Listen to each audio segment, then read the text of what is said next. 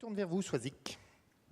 Parce que vous avez écouté et regardé et assisté à l'ensemble de nos rencontres en vous interrogeant évidemment sur l'humanité des jardins. C'est notre thème. Donc, vos impressions de rencontre, votre regard. Alors moi, j'ai l'impression d'avoir une intervention tout à fait anecdotique, là, à côté de tous les échanges qu'il y a eu depuis tout à l'heure, mais vous avez révélé le petit jeu auquel je me livrais depuis le début des journées, je suis obligée, non pas de vous livrer toutes les citations que j'ai notées, c'est-à-dire j'ai été attentive à la place que prenait l'homme dans l'ensemble des débats et même des visites de jardin. Donc, je ne vais pas vous lister le catalogue parce que je voudrais être rapide, mais juste vous dire comme ça, d'abord en ouverture, ce que disait... je reprends toutes ces phrases qui illustraient le rôle des professionnels. Par exemple, Jean-Pierre Le Dantec qui disait que le nôtre toutes les interventions de le nôtre rendaient visible le lieu. Mais ensuite, Michel Pénat qui disait aussi que le rôle des paysagistes, c'était d'offrir une vision politique. On a aussi tout à l'heure entendu Louis Bénège dans son atelier qui disait que, là aussi une autre citation d'un commanditaire qui était Louis XIV, donc Louis XIV qui aurait dit « Mettez-nous de l'enfance dans ces bosquets ». Donc Louis s'en est souvenu en intervenant dans le bosquet du Théâtre de l'Eau. Autre phrase qui illustre alors là nos usages, la perception qu'ont les citoyens du jardin, ça c'était Michel Lusseau qui disait « on pousse ensemble ». Ça me semblait intéressant aussi dans la relation que nous avons au jardin. Et puis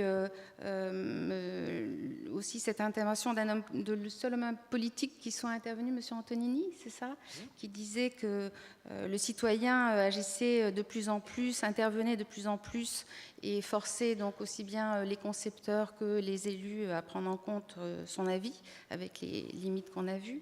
Mais M. Hunt nous a dit aussi hier que personne n'entrait dans un jardin sans avoir ses idées. Donc ça, c'est aussi une des citations qui m'a semblé intéressante de relever. Et pour conclure, je dirais qu'en relisant ce catalogue de citations, je me disais que l'idée, comme disait Eric Orsena en ouvrant ces rencontres, c'était de fêter l'anniversaire de le nôtre, non pas dans un esprit de repli. Nous sommes dans une période de crise, mais il faudrait éviter cette tentation et plutôt relever le défi de se placer au centre des projets de façon pertinente. C'est nous, c'est-à-dire nous les professionnels, en décloisonnant nos territoires, par exemple que les paysagistes arrivent à parler aux géographes, ce serait bien, aux géographes, aux géologues, aux agriculteurs, et que les professionnels, je dirais, de notre génération soient aussi à l'écoute de tout le travail que font ces jeunes gens qu'on a entendus tout à l'heure, qui arrivent à travailler ensemble, quelle que soit leur discipline, quel que soit leur âge et leur façon de voir le jardin. Et puis, autre chose, c'est nous aussi, les acteurs des villes, nous avons comme objectif de continuer à intervenir en ayant des projets, en créant des jardins, en créant des fermes dans les villes.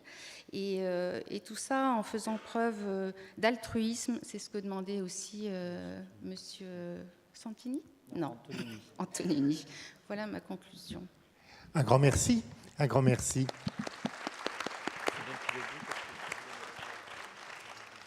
Vos propos ne sont pas du tout anecdotiques parce que vous nous offrez là un prisme pour nous représenter et lire les différentes interventions que nous avons eues différemment.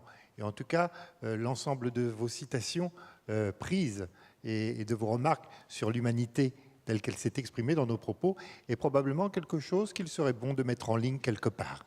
Bon, alors, il est 17h. À 17h, Eric Orsena, j'ai mis sur mon plan de vol Eric Orsena, dans une brassée jaillissante, intervient pour nous dire... La brassée va être brève. Oui, l'important c'est qu'elle soit jaillissante. Oui, enfin, jaillissez, Eric. Jaillissante, je n'ai que mon âge. On est entre nous, on parle du vivant. Alors, Moi, il y a 3 mots qui m'ont vraiment intéressé, et puis après, je passerai la parole à ma présidente, Edith Orgon, parce que je me suis toujours arrangé pour être bien avec mes présidents. Alors, la première question est le soin. Et la déesse Koura, on a eu dans notre atelier sur le lien social un exposé formidable sur le soin. Le soin, et montrant à quel point le jardin nous soignait. Nous soignions le jardin, mais le jardin nous soignait. Et nous permettait de nous revoir dans notre humanité plus complète, notre humanité personnelle, mais aussi notre humanité sociale et dans la diversité de notre appartenance au vivant. Donc on se rappelle dans un jardin l'évidence que nous appartenons au vivant et que nous sommes loin d'avoir le monopole du vivant. Et ça nous aussi nous rappelle que nous avons plusieurs horloges en nous. Je me souviens en travaillant sur l'océan on comprend bien l'océan si on sait qu'il y a plusieurs horloges qui travaillent en même temps. Les horloges des marées de 6 heures, les horloges de 1000 ans, les horloges d'un bien plus long terme. Donc la première question, c'est la question du soin. La deuxième question, le deuxième thème qui m'a beaucoup frappé en suivant ces rencontres d'un domaine que je commence à connaître un petit peu, c'est l'extension. À la fois l'extension du domaine du végétal, puisque si la ville grignote rapidement le domaine agricole, le végétal résiste. Et ce qu'on a vu dans notre exposé formidable sur la situation au Japon, montrait cette notion de nature diffuse ou de botanique diffuse ou de toutes ces sortes de résistances du végétal alliées par les humains dans la gigantesque mégalopole autour de Tokyo. Et en même temps, ce qui m'a frappé, une autre extension, c'est l'extension du domaine du jardin. Alors, on a eu un exposé dans notre atelier sur le lien, un exposé formidable sur, au fond, le passage des jardins ouvriers aux jardins familiaux et qui deviennent, au fond, des jardins qui sont quasiment citoyens et qui s'ouvrent au quartier, alors qu'ils étaient avant des enclos. Et puis, la notion de droit au jardin, et notamment pour les populations les plus âgées. Et le travail qui nous a été présenté notamment par Michel Racine était absolument formidable. Donc d'abord le soin, ensuite la double extension, et puis peut-être le plus important, la rencontre.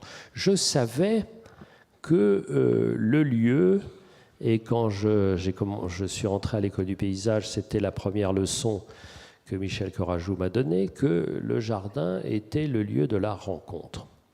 Et je pense que nous n'allons pas assez loin dans les rencontres. J'étais très frappé par ce qu'il a dit hier, et qui ne nous concerne pas directement, par le rêve qu'on pouvait formuler d'apprendre la biologie aux architectes. Montrer que ce qu'ils fabriquent devrait être conçu comme des objets vivants et non pas comme des pierres à la forme établie à jamais. Ce qui me ramène au fond à le nôtre et à l'exposition formidable qui avait ouvert il y a 2 ans à Versailles, où c'était Versailles et la science, un siècle plus tard, où on voyait que Versailles était en même temps le CNRS, le CEA, l'INRA, bref, un centre d'expérimentation permanente. On en a parlé hier. Qu'est-ce qu'un jardin de Lenôtre? C'est la rencontre de tous les arts, de tous les techniciens, de tous ceux qui savent, et qu'on devrait aller beaucoup plus loin. Et c'est vrai, pourquoi pas parler avec les agriculteurs? Alors, nous avions invité le ministre. Alors, le ministre n'est pas venu, et il nous a envoyé une conseillère qui, honnêtement, n'était pas la plus enthousiasmante des conseillères, mais on n'y pouvait rien. C'est comme ça. Alors, franchement, j'y vois là. Alors, il y a des ministres qui restent, mais qui ne sont pas là quand même. Donc, s'il était resté, mais en venant, ça aurait été mieux. parce que franchement, c'était pas possible. Mais pourtant, nous prêtons une attention extrêmement forte à, évidemment, la relation avec ceux qui dessinent le paysage. L'autre élément qui m'a énormément frappé, et notamment avec l'exposé de Samuel Craquelin, c'est la rencontre avec les utilisateurs, avec les citoyens, c'est-à-dire la volonté de jardin, le droit au jardin, mais aussi la volonté de jardin. Et on montre à ces citoyens, et ça c'était très frappant, la pédagogie du voyage, c'est-à-dire on prend des citoyens d'un quartier un peu difficile et on leur montre qu'ailleurs c'est possible et qu'ils ont droit aussi à des jardins de qualité. Et il y a eu l'exemple que nous avons eu sur Fécamp avec Craquelin, mais dans des tas d'autres domaines. Donc ce que je voulais vous dire, c'était ça, c'était ce que j'ai retenu le plus. Le soin, l'extension et la rencontre. Et c'est maintenant, pour moi, le moment de passer la parole, si l'animateur de nos débats le veut bien, mais il n'aura que la possibilité de dire oui, à ma présidente Édith Ergon.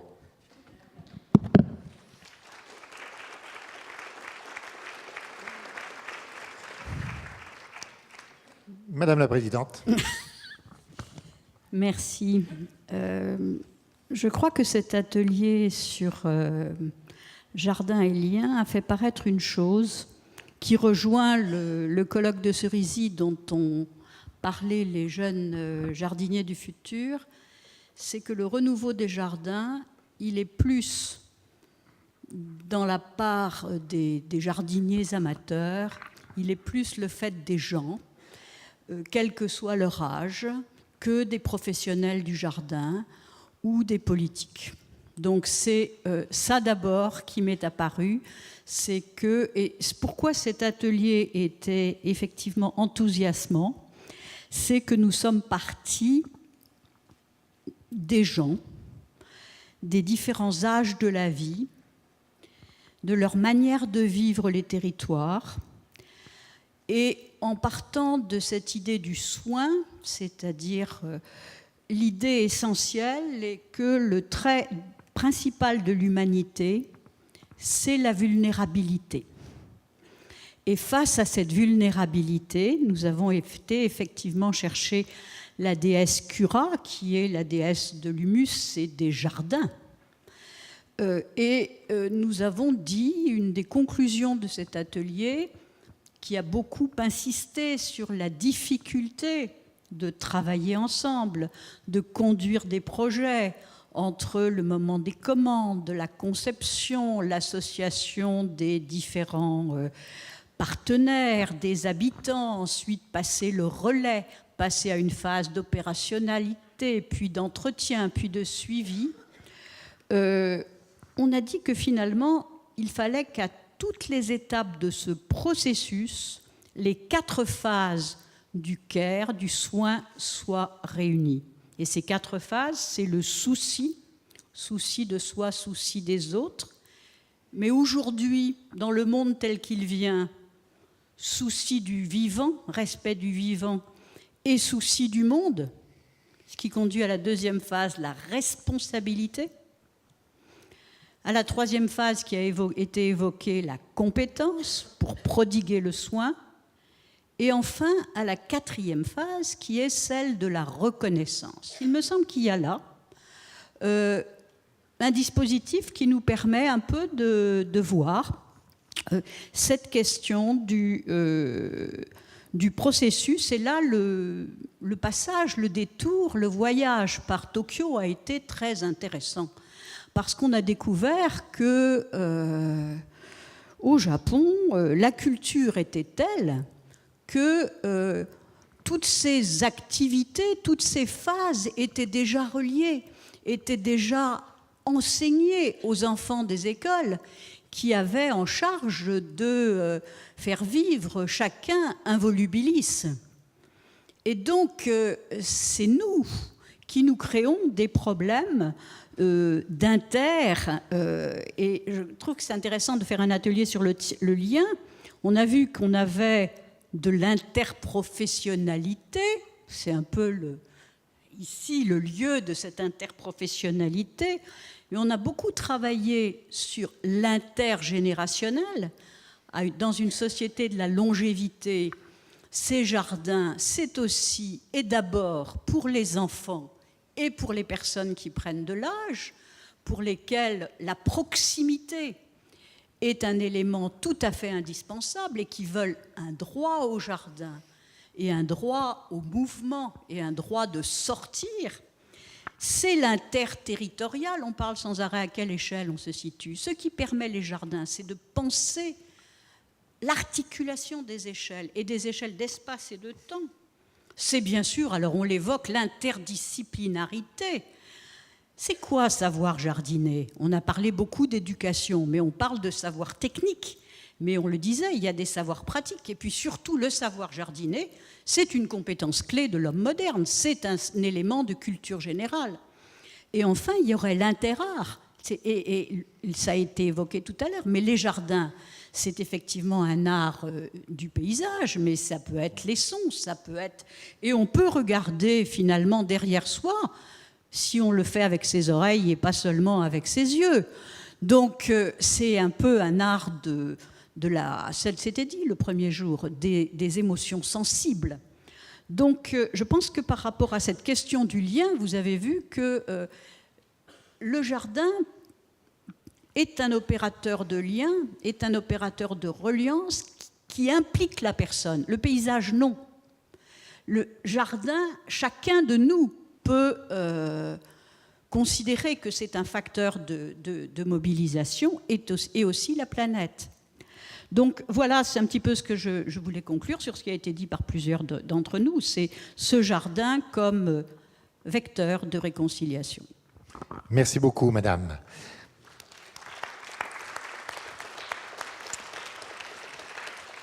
Mesdames et messieurs, nous remercions chaleureusement Soisic Defoe, Éric Orsena et Michel Audouy. Merci.